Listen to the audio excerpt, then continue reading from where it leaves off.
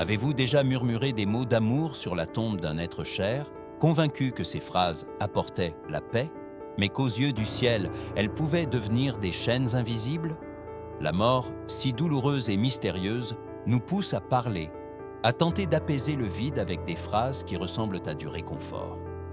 Cependant, la tradition de l'Église nous rappelle que toutes les paroles ne consolent pas. Certaines peuvent, sans le vouloir, retarder la miséricorde dont une âme a besoin.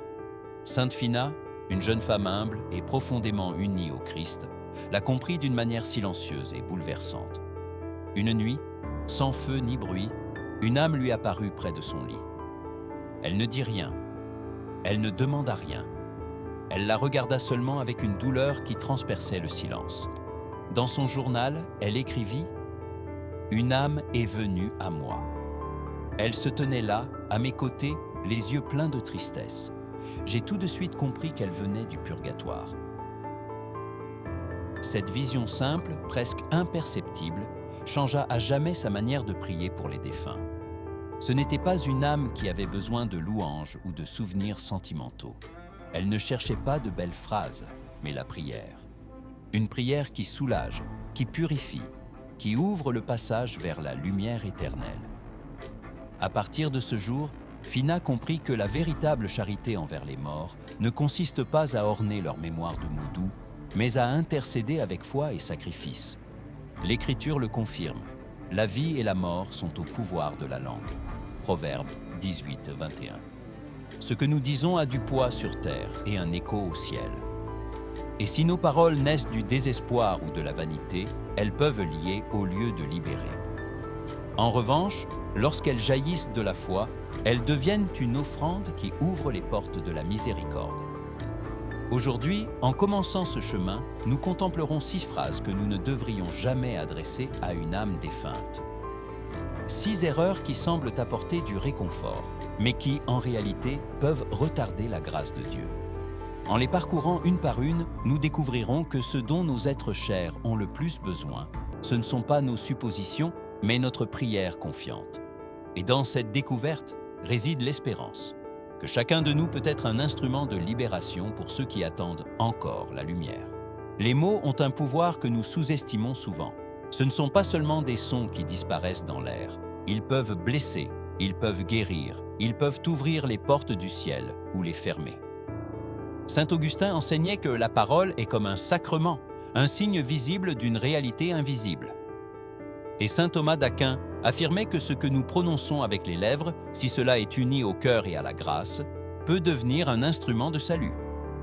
La Bible elle-même nous avertit qu'aucune parole malsaine ne sorte de votre bouche, mais seulement celles qui sont bonnes pour l'édification selon les besoins, afin de donner la grâce à ceux qui écoutent.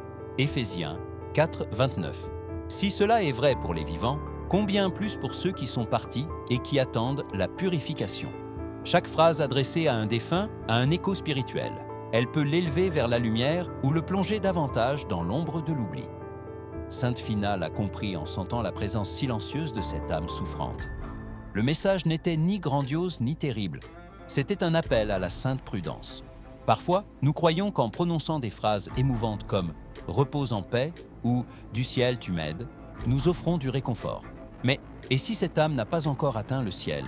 Et si, au lieu d'aide, nos paroles sont comme un mur qui empêche les autres de prier pour elle? Le catéchisme de l'Église catholique nous rappelle « Notre prière pour les défunts non seulement peut les aider, mais aussi rendre efficace leur intercession en notre faveur. » CIC 958. Cela signifie que les mots doivent se transformer en supplication, en intercession authentique, non en déclaration vide. C'est pourquoi, au cours des siècles, l'Église a insisté sur la valeur du silence priant, du rosaire récité avec des larmes, de la Sainte Messe offerte avec foi. Ce ne sont pas des ornements pieux, ce sont de véritables canaux de grâce. Et lorsque nos paroles deviennent prières, alors la promesse du Christ s'accomplit. Heureux les miséricordieux, car ils obtiendront miséricorde. Matthieu 5, 7.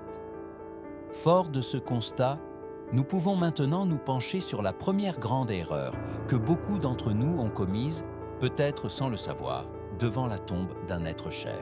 La première erreur, si commune et si humaine, est de dire « Je ne peux pas vivre sans lui. Ma vie a pris fin quand elle est morte. » Ces phrases jaillissent d'un cœur déchiré. Ce sont des cris d'amour et de douleur. Mais, selon l'enseignement des saints, ces mots peuvent se transformer en chaînes invisibles qui lient à la fois celui qui pleure et l'âme qui aspire à la lumière de Dieu. Sainte Phina avertit dans son journal « Ne bloque pas la lumière, laisse-les partir, ta tristesse les retient. » La souffrance, lorsqu'elle n'est pas offerte au Christ, se transforme en un poids qui opprime, non en une offrande qui libère. Le Christ lui-même nous a montré sur la croix que la douleur peut sauver si elle s'unit à l'amour, mais elle peut engloutir si elle se replie sur elle-même. Imaginez une âme au purgatoire, brûlant du désir d'atteindre Dieu. Sa seule aspiration est d'être purifiée pour contempler le visage du Seigneur. Mais pendant ce temps, nos paroles de désespoir, « Je ne serai plus jamais entier, ma vie a pris fin avec son départ », se transforment en chaînes d'ombre. Ce ne sont pas des péchés, ce sont des pleurs humains, oui, mais elles peuvent entraver l'œuvre de la miséricorde si nous ne les offrons pas au Seigneur. Le catéchisme nous rappelle que le purgatoire est un lieu d'espérance, non de condamnation, et que les suffrages des fidèles aident les âmes sur leur chemin. CIC 1032. C'est pourquoi la meilleure façon d'aimer celui qui est parti n'est pas de crier « Reste avec moi », mais de murmurer avec foi. Seigneur, reçois celui que j'aime. Je me confie en toi plus qu'en ma douleur. Sainte Faustine a également partagé dans son journal qu'une seule larme offerte avec amour peut libérer une âme. Il ne s'agit pas d'oublier, mais de transformer la douleur en prière.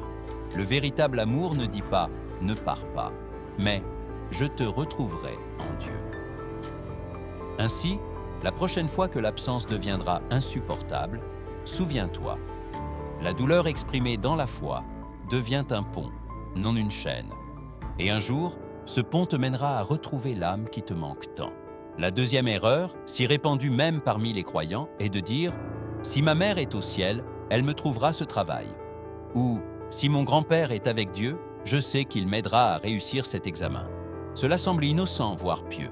Mais au fond, cela cache une vision dangereuse, transformer nos êtres chers en petits « saints de poche » ou en amulettes spirituelles. Sainte Phina l'a clairement averti. Ne cherche pas de signes, ne négocie pas. Que la prière soit amour, non monnaie d'échange. Car, si l'âme est encore au purgatoire, elle ne peut intercéder. Ce dont elle a besoin, c'est de notre aide. Et si elle est déjà au ciel, elle ne dépend pas de nos exigences. Son intercession est libre, pure, totalement unie à la volonté de Dieu. Le risque est grand. Lorsque nous réduisons la prière à un échange, nous traitons la mémoire des défunts comme un contrat et non comme un acte d'amour.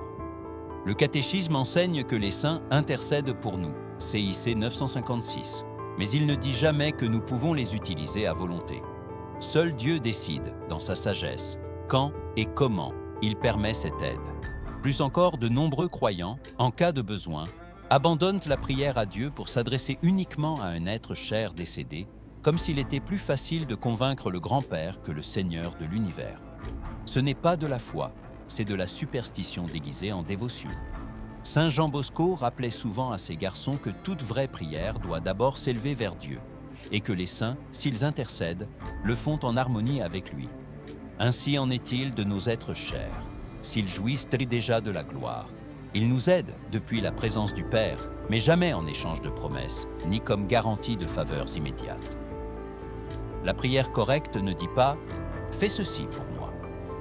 La prière humble murmure « Seigneur, s'il est avec toi, je te rends grâce, et s'il attend encore, reçois cette supplication pour sa joie. » Cette attitude transforme la mémoire en véritable charité et évite que la foi ne devienne un commerce. Car aimer ceux qui sont partis ne signifie pas les utiliser pour nos plans, mais leur offrir ce dont ils ont le plus besoin, prière, sacrifice et pleine confiance en Dieu. La troisième erreur, très propre à notre époque, est de transformer le deuil en spectacle. Nous disons « Je veux que tout le monde voie combien je souffre, afin qu'ils comprennent combien j'aimais cette personne. » Et ainsi, au lieu de prière, notre peine se transforme en scène publique. Aujourd'hui, c'est facile. Une photo sur les réseaux sociaux, un texte émouvant, une vidéo qui montre des larmes. Il n'est pas mauvais de partager sa douleur, car nous avons aussi besoin de soutien humain. Mais sainte Phina avertissait avec tendresse et fermeté: le monde peut ne pas voir ma souffrance, mais le ciel la contemple et cela suffit. En d'autres termes, quand le deuil cherche plus la reconnaissance que l'intercession, quelque chose de sacré se perd. Le problème n'est pas de se souvenir, mais de déplacer la prière. Une bougie allumée en silence, un rosaire récité dans l'intimité, une messe offerte discrètement. Ce sont là les œuvres que le ciel écoute avec force. Les applaudissements ou la compassion des hommes ne remplacent jamais la supplication silencieuse qui libère une âme du purgatoire.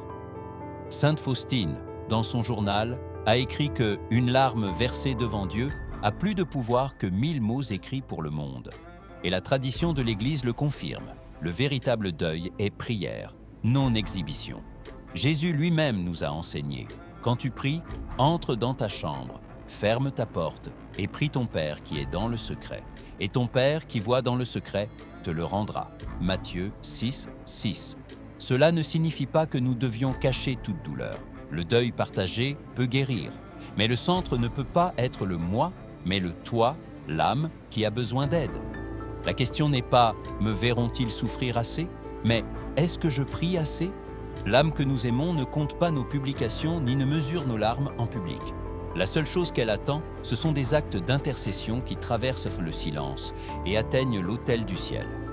Ainsi, la prochaine fois que la tentation de publier ta douleur apparaîtra, fais une pause, allume une bougie, récite une dizaine du rosaire, offre une messe. Car au final, le ciel ne fait pas de « scroll », le ciel écoute. La quatrième erreur, peut-être la plus difficile à admettre, est de penser « il ne mérite pas mes prières ». Il s'agit peut-être d'un père absent, d'un parent qui nous a blessés, de quelqu'un qui est parti sans demander pardon. Le cœur dit « il est déjà mort, il a fait son choix, je ne lui dois rien ». Mais le Christ et ses saints nous montrent un autre chemin. Dans le journal de sainte Faustine, Jésus lui a dit « plus le pécheur est grand, plus il a droit à ma miséricorde ». Cette logique divine brise la nôtre. Nous ne prions pas pour les défunts parce qu'ils ont été bons envers nous, mais parce que tous ont besoin de grâce. La miséricorde ne se termine pas avec la mort, et notre compassion ne devrait pas non plus. Le catéchisme enseigne: il ne faut pas désespérer du salut éternel des personnes qui se sont ôté la vie ou ont gravement mal agi. Dieu peut leur donner l'occasion de se repentir de manière que lui seul connaît. CIC 22 283.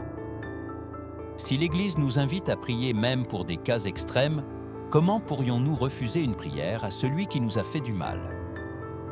Sainte Phina elle-même a écrit que l'une des épreuves les plus difficiles fut de prier pour une âme qui lui avait causé de la douleur. « J'ai prié avec des larmes », nota-t-elle, « et j'ai su que Dieu avait accepté ce sacrifice. » Là est le secret. La prière pour celui qui nous a blessés n'est pas une faiblesse, c'est une force. Ce n'est pas une trahison, c'est une liberté. L'Évangile l'avait anticipé. « Aimez vos ennemis et priez pour ceux qui vous persécutent. » Matthieu 5, 44. Si le Christ nous demande d'aimer même ceux qui nous haïssent de leur vivant, pourquoi ne pas prier pour eux dans la mort, quand ils en ont le plus besoin?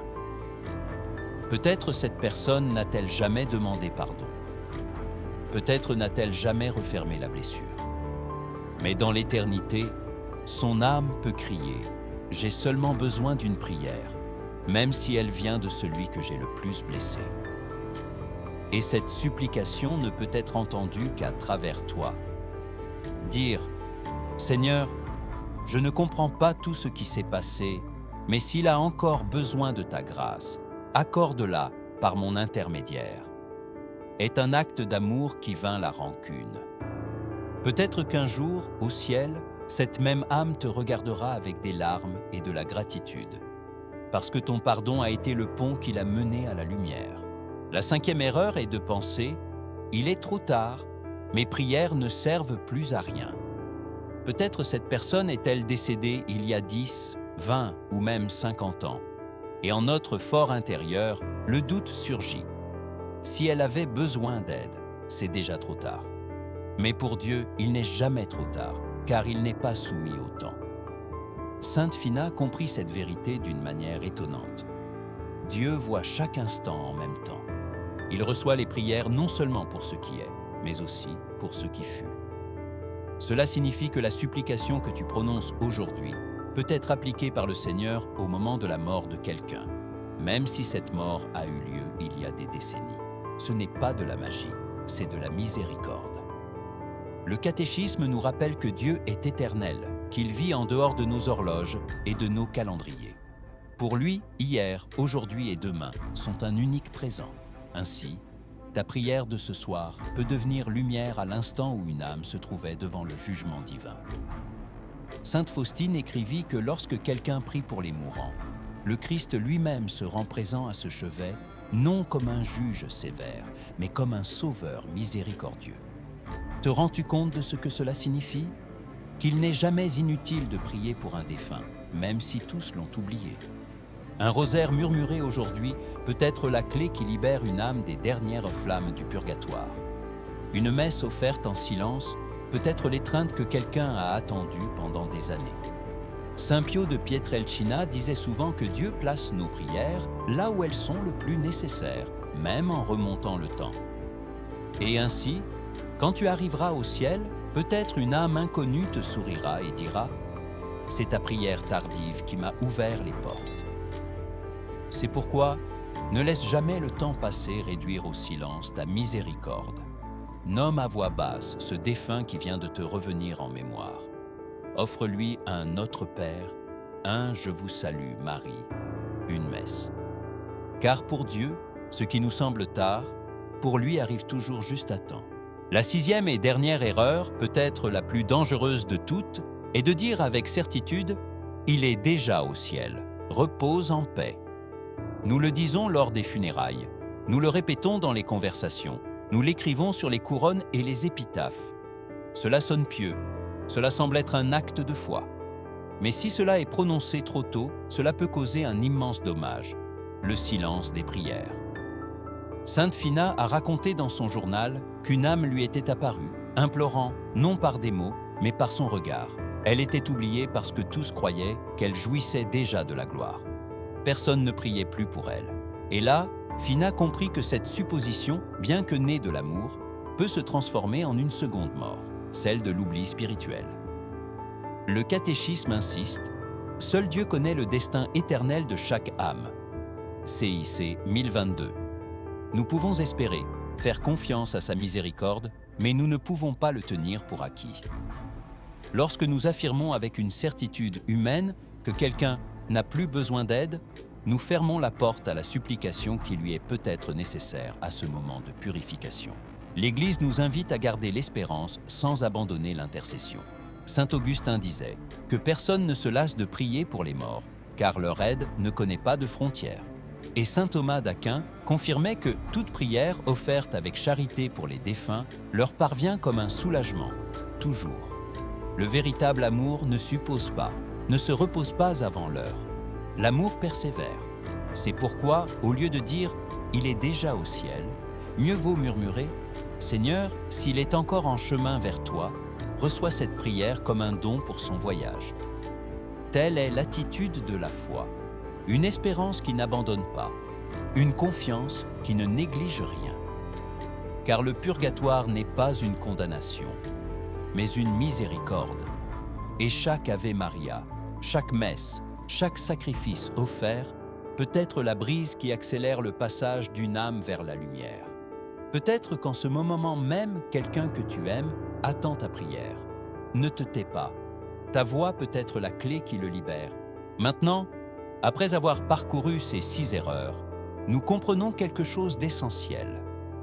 Ce dont les défunts ont le plus besoin, ce ne sont pas nos belles phrases, ni nos publications, ni nos souvenirs embellis, mais nos prières. Ils attendent des messes offertes en silence, des rosaires récités avec foi, des sacrifices quotidiens offerts avec amour. C'est cela la véritable charité qui traverse la frontière de la mort. Sainte Faustine a écrit « La plus grande consolation pour les âmes du purgatoire est la Sainte Messe. Rien ne peut lui être comparé. » Et Sainte Phina, de par son expérience mystique, l'a confirmé. Chaque larme offerte, chaque mot transformé en supplication est comme une clé qui ouvre les portes de la lumière éternelle. Ainsi, le mystère de la douleur se transforme en espérance. Notre amour, uni au Christ, peut accélérer l'arrivée de ceux que nous aimons à la joie éternelle. Peut-être te souviens-tu de quelqu'un en ce moment, un père, une mère, un ami, un être cher qui est parti et dont l'absence fait encore mal. Aujourd'hui, tu as entre les mains le pouvoir de leur offrir un cadeau qu'aucune couronne de fleurs ni aucun monument ne peut égaler, une prière. Elle peut être brève, elle peut être simple, mais entre les mains de Dieu, elle devient éternité. Ne laisse pas le silence du monde se transformer en oubli. Fais que ton silence se transforme en intercession. Prononce son nom à voix basse. Allume une bougie. Offre une messe. Car ta prière peut être la brise qui pousse son âme vers la plénitude de la lumière. Et si ce message a touché ton cœur, écris dans les commentaires le nom de quelqu'un pour qui tu pries aujourd'hui. Tu n'as pas besoin de donner d'explication. Il suffit d'un nom murmuré dans l'éternité. Et n'oublie pas de t'abonner, afin qu'ensemble, nous continuions à être cette petite flamme de foi qui illumine les âmes qui en ont le plus besoin. Au final, la mort n'a pas le dernier mot. L'amour, oui. L'amour qui prie, qui intercède, qui pardonne, qui fait confiance. Et cet amour, soutenu par l'espérance en Christ, est capable d'ouvrir les portes du ciel pour ceux qui attendent encore.